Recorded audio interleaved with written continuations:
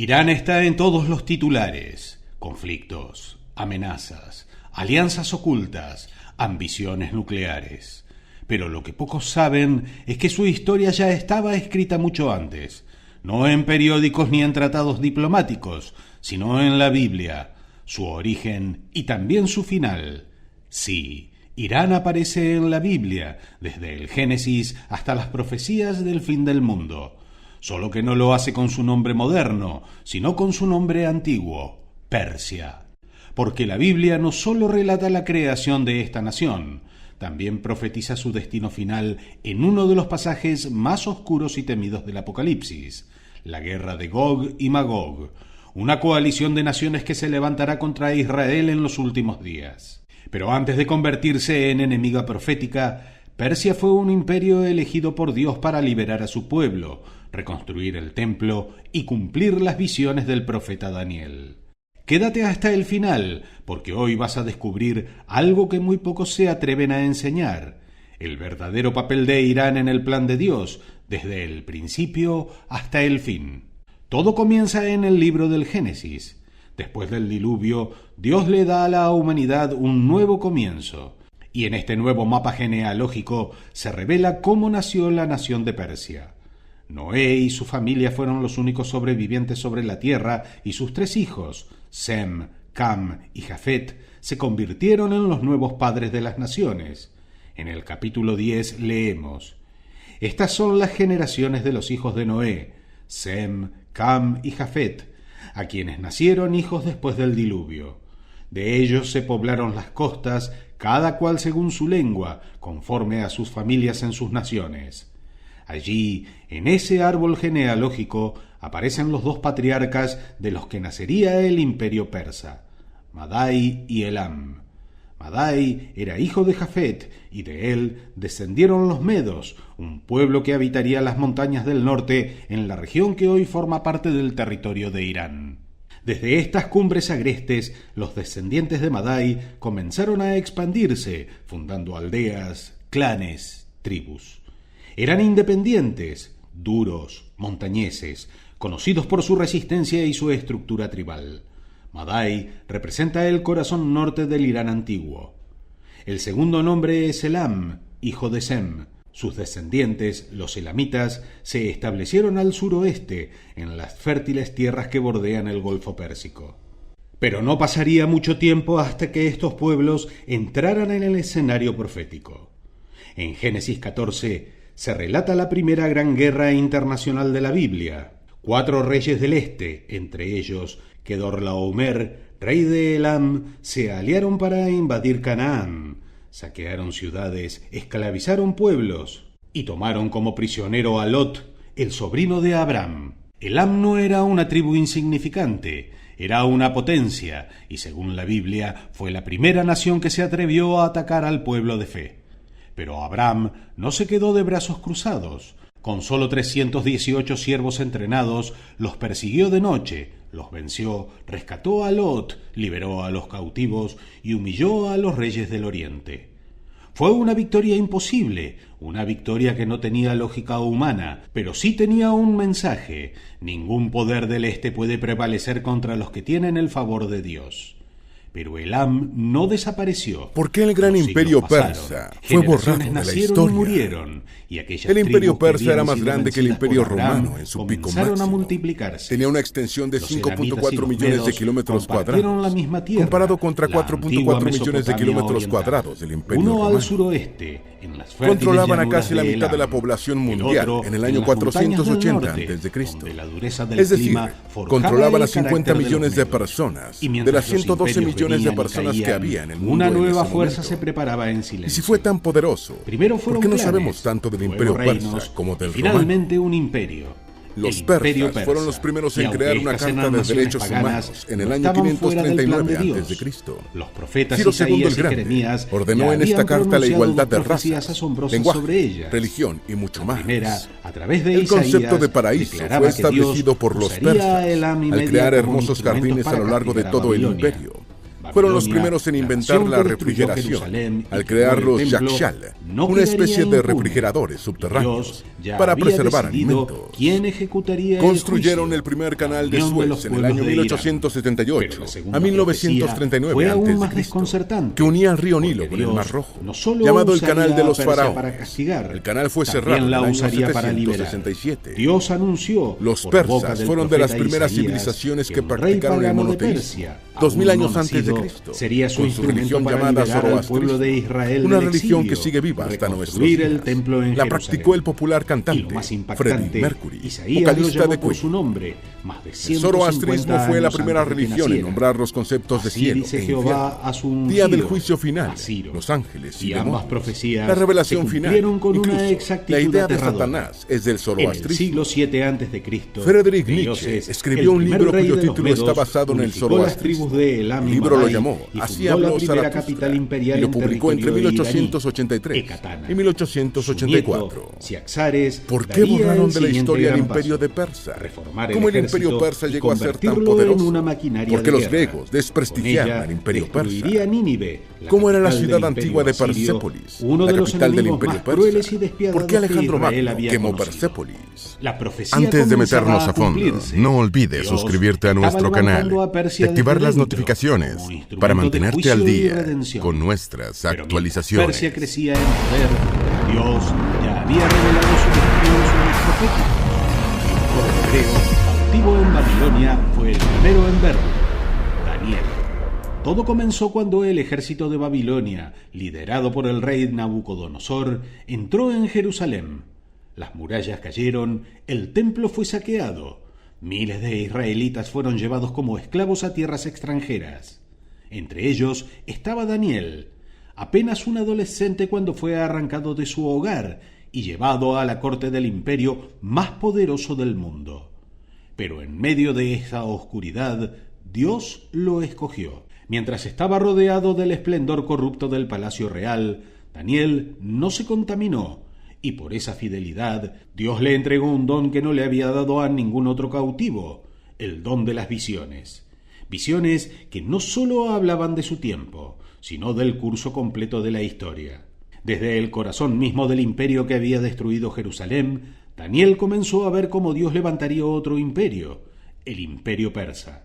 Y todo fue anunciado en sueños. Mientras Daniel servía en la corte de Nabucodonosor, el rey fue perturbado por una visión inquietante. Una estatua gigantesca, hecha de distintos metales, que se alzaba ante él con un esplendor y una amenaza indescriptibles. Pero el rey exigía algo imposible, no sólo la interpretación, sino que alguien revelara el sueño sin haberlo oído antes. Ningún sabio de Babilonia pudo hacerlo, pero Dios ya había preparado a su profeta. Daniel fue llevado ante el trono y con la autoridad del cielo describió el sueño con exactitud y pronunció una revelación que cambiaría el destino del mundo. Tú, oh rey, eres la cabeza de oro, pero después de ti se levantará otro reino inferior al tuyo, representado por el pecho y los brazos de plata. Ese reino sería Persia. La figura de plata no representaba una sola nación, sino dos brazos, dos potencias entrelazadas en un mismo cuerpo, los medos y los persas, unidas pero no iguales, porque el brazo persa se alzaría más fuerte y tomaría el control. La profecía era clara: Babilonia caería y el trono sería entregado a un nuevo imperio, un imperio elegido por Dios. El joven Daniel, en tierra extranjera, estaba viendo con sus propios ojos cómo los sueños de Dios se cumplían, y pronto su visión se convertiría en realidad, porque el rey que Dios había anunciado por boca de Isaías más de 1 siglo y medio antes de su nacimiento, estaba a punto de levantarse desde las tierras altas de Persia. Su nombre era Ciro. Ciro, el joven rey persa, conquistó Media, unió los reinos y fundó el imperio medo-persa, que pronto se convirtió en la mayor potencia de su tiempo, y finalmente puso sus ojos en Babilonia. Pero lo que ocurrió no fue una guerra como las demás. Una noche, el rey Belsasar, nieto de Nabucodonosor, celebraba un fastuoso banquete rodeado por 1000 nobles. En medio del desenfreno, cometió un acto imperdonable. ordenó traer los vasos sagrados que su abuelo había robado del templo de Jerusalén y brindaron con ellos en honor a dioses falsos. De repente, una mano invisible escribió sobre el muro del palacio 4 palabras extrañas: Mene, Mene, Tekel, Parsin. El rey palideció.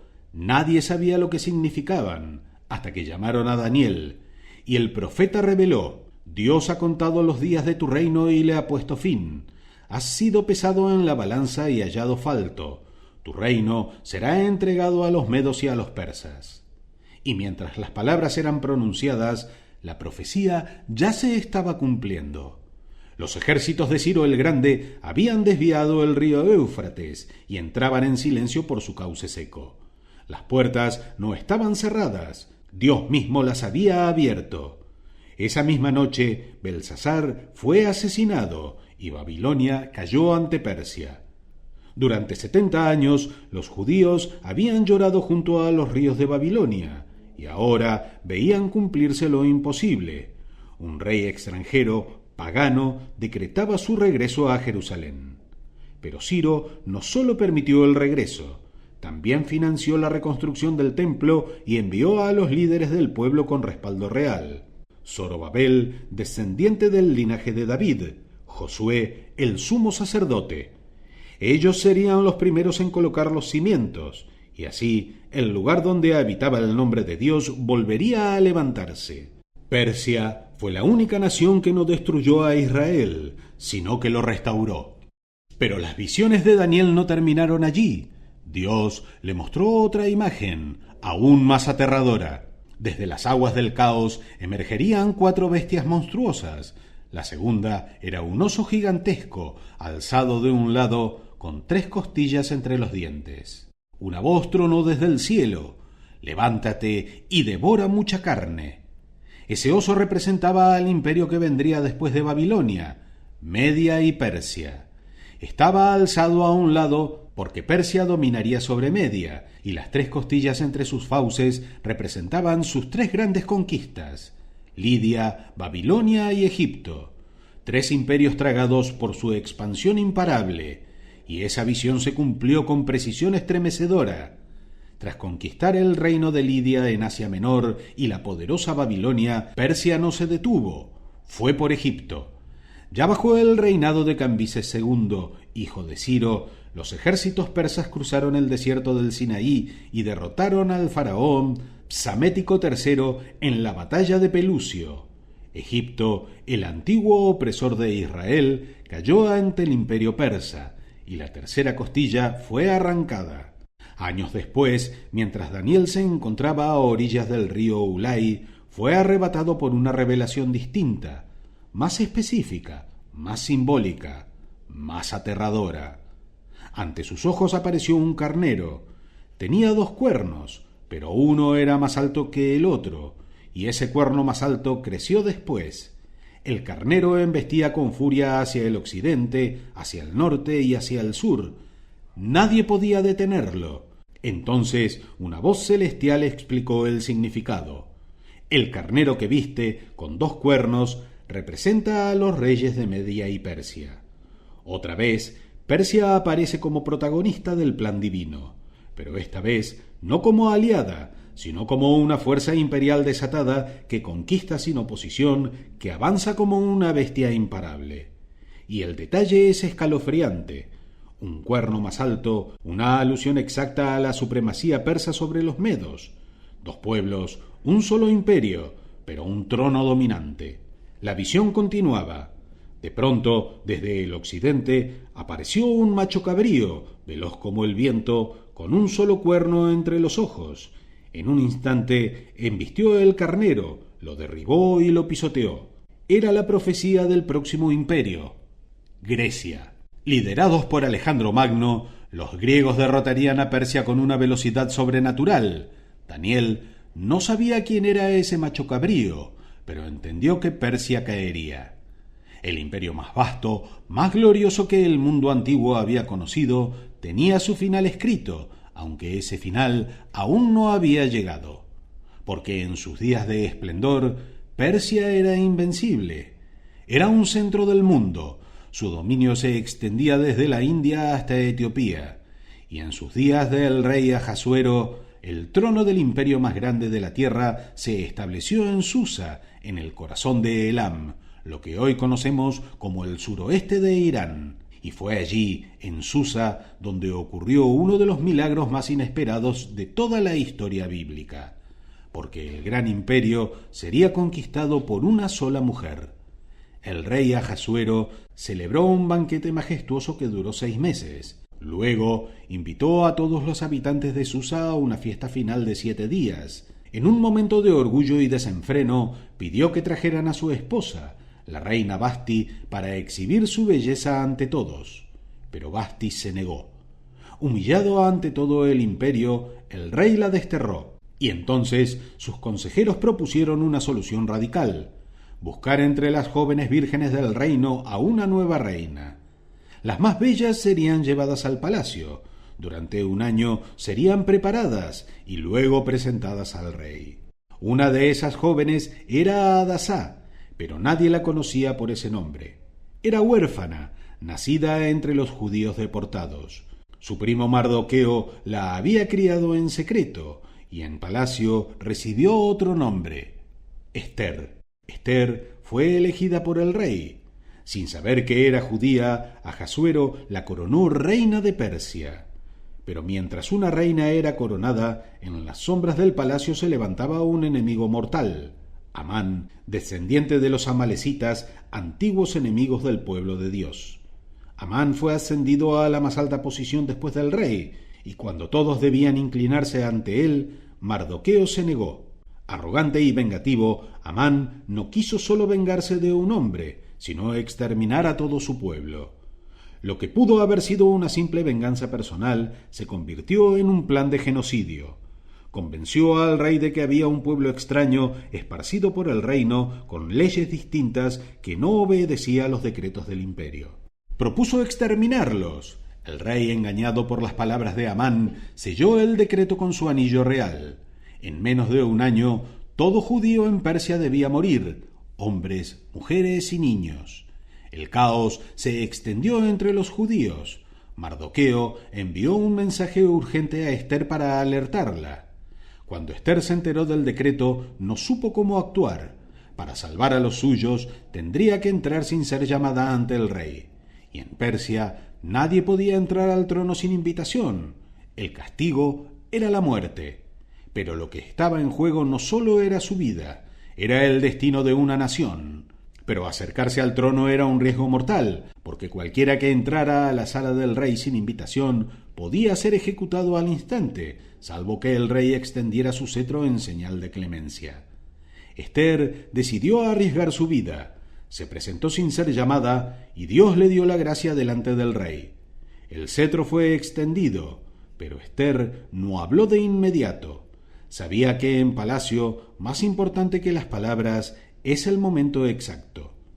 Invitó al rey a Amán a un banquete, y luego a otro, y fue allí, en la segunda cena, cuando soltó la verdad como quien desenvaina una espada. Si solo hubiéramos sido vendidos como esclavos, me habría callado, pero se ha decretado nuestro exterminio, yo y mi pueblo. El rey se irguió, su rostro cambió. ¿Quién ha hecho tal cosa? Ester señaló: ese enemigo es este perverso, Amán. La furia del rey fue instantánea. Amán cayó de rodillas suplicando por su vida, pero ya era tarde. En la misma horca que habían mandado construir para Mardoqueo fue colgado Amán. Pero el peligro no había terminado. El decreto de muerte aún estaba vigente, porque según la ley persa, ningún edicto real podía ser revocado. Entonces Ester y Mardoqueo hicieron algo aún más audaz. Propusieron un nuevo decreto. El rey lo aprobó y lo selló. En todas las provincias del imperio, los judíos recibieron el derecho de defenderse. Y el día que había sido marcado como su fin se convirtió en el día de su victoria. El imperio persa, sin saberlo, se convirtió en refugio, escudo y trono del pueblo de Dios. Después del milagro de Susa, Persia desapareció de la escena principal de las escrituras. Los siglos pasaron, los imperios cambiaron y Roma ocupó el lugar de dominio. Pero el silencio de Persia no era ausencia, porque siglos más tarde, cuando el mundo esperaba en silencio la llegada del Mesías, Persia volvería a aparecer. En el Evangelio de Mateo leemos un pasaje repetido millones de veces, pero pocas veces comprendido en su profundidad. Unos magos vinieron de Oriente a Jerusalén diciendo: ¿Dónde está el rey de los judíos que ha nacido?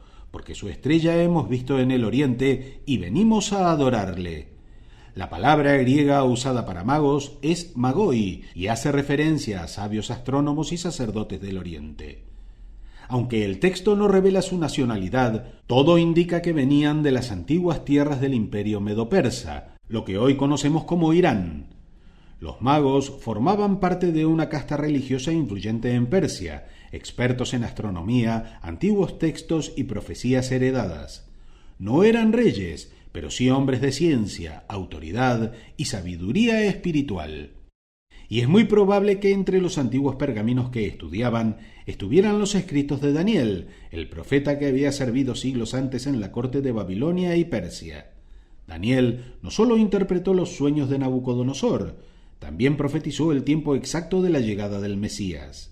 Desde la salida de la orden para restaurar y edificar Jerusalén hasta el Mesías príncipe, habrá 7 semanas y 62 semanas. Daniel 9. Si estos sabios conocían las visiones de Daniel, sabían que el tiempo del Mesías se acercaba. Cuando vieron la estrella en el cielo, comprendieron el mensaje. El Hijo prometido había nacido, y entonces hicieron algo inimaginable. Lo dejaron todo, cruzaron desiertos, viajaron durante semanas y llegaron a Belén. Traían 3 regalos, cada uno con un significado profético: oro, reconociendo su realeza; incienso, reconociendo su divinidad; mirra, anticipando su sacrificio y muerte. Sin saberlo, proclamaron el misterio más grande del universo. Ese niño sería rey, sería Dios y sería Cordero. Mientras los sabios de Jerusalén guardaban silencio y Herodes tramaba la muerte del Mesías, los sabios de Oriente fueron los únicos que reconocieron las profecías y llegaron hasta el Hijo de Dios. Ese momento no fue casualidad, fue un acto simbólico. Persia, la nación que siglos antes había liberado a Israel y reconstruido su templo, ahora era la primera en reconocer a su Salvador. Una vez más, Persia se convertía en instrumento de revelación divina. Desde el principio hasta la cuna de Cristo, Irán, la antigua Persia, siempre estuvo conectada al plan de Dios. Si Persia fue instrumento de redención en el pasado, también será parte de uno de los episodios más oscuros del futuro.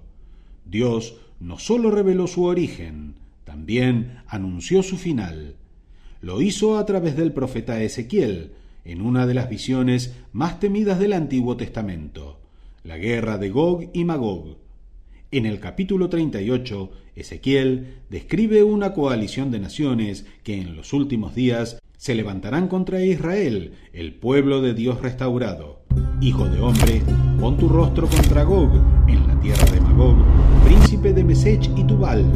Persia, Cus y Fut estarán con ellos. Ezequiel 38. Imagina un lugar donde la civilización floreció antes de la aparición de Roma. Una tierra que se convirtió en un centro vital de comercio, aprendizaje y cultura, moldeando la historia y la política del Medio Oriente y Eurasia hasta nuestros días. Ese lugar es Persia, una nación cuya resiliencia e influencia han perdurado a lo largo de los siglos, resurgiendo como una gran potencia a pesar de las innumerables invasiones y conquistas. Vamos a embarcarnos en un viaje por la historia del Imperio Persa y descubrir qué lo hizo tan único y exitoso. Cómo comenzó un territorio que albergó una de las civilizaciones más poderosas e influyentes de la historia, como Persia. Para comprender la grandeza del Imperio Persa, es crucial retroceder al principio, cuando se plantaron las primeras semillas de esta civilización. La región que hoy conocemos como Irán ha estado habitada desde la prehistoria, y en el año 7200 a.C. surgieron algunos de los primeros asentamientos agrícolas en las montañas Zagros, como Choga Golan y Choga Bonut. Estos primeros habitantes demostraron un avance significativo en la agricultura.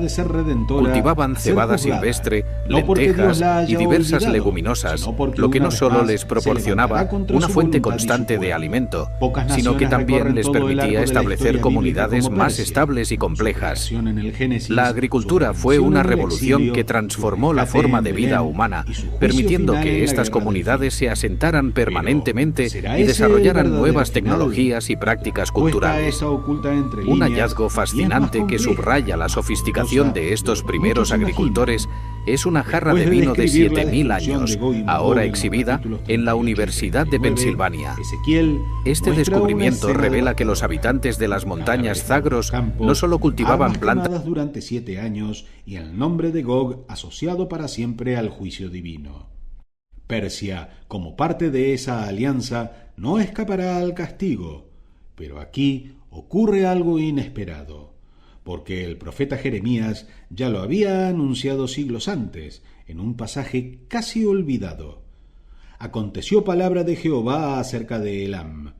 Yo quebraré el arco de Elam, parte principal de su fortaleza, pero en los postreros días haré volver a los cautivos de Elam, dice Jehová. Jeremías 49, 35-39. Dios quebrará a Persia, pero también promete su restauración.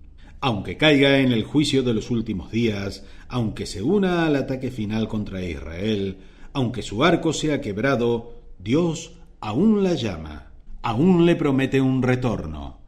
Porque la historia de Persia no termina con destrucción, termina, como todas las cosas del plan de Dios, con esperanza. Es una profecía dual. Primero vendrá el juicio, pero luego aparece una promesa inesperada. En los postreros días restauraré a Elam. Este pasaje lo cambia todo. Aunque Irán se alce contra Israel en el fin de los tiempos, aunque forme parte del ataque final que provocará la ira de Dios, su historia no termina entre las ruinas. Dios, aún en el medio del juicio, deja una puerta abierta a la redención. El Irán que hoy vemos en los titulares, agresivo, desafiante, rodeado de alianzas oscuras, también será parte de un mundo restaurado. La historia bíblica de Persia es un espejo de la humanidad, redimida, caída, juzgada y restaurada por gracia. Y por eso, el destino final de Irán, según la Biblia, es una advertencia para los imperios que desafían a Dios, pero también una promesa para los que se arrepientan. Porque está escrito: acontecerá que todos los que sobrevivan de las naciones que vinieron contra Jerusalén subirán de año en año para adorar al Rey, al Señor de los ejércitos, y a celebrar la fiesta de los tabernáculos. Zacarías 14:16. Quizás Irán, aquel que fue redentor, enemigo y juzgado, también sea testigo de la gloria restaurada, porque en el corazón de Dios aún hay lugar para los que regresan.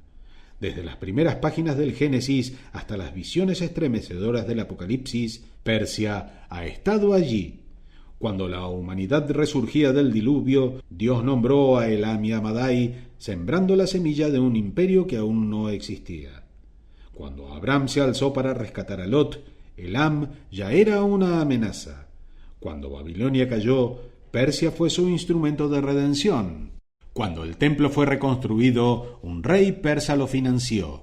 Y cuando nació el Mesías, fueron sabios de Oriente, hombres de Persia, los primeros en reconocerlo. Pero cuando los últimos días se acerquen y las naciones se levanten como una sombra contra Israel, Persia volverá a estar presente, pero esta vez del lado oscuro de la profecía, porque está escrito: Persia, Cus y Fut estarán con ellos.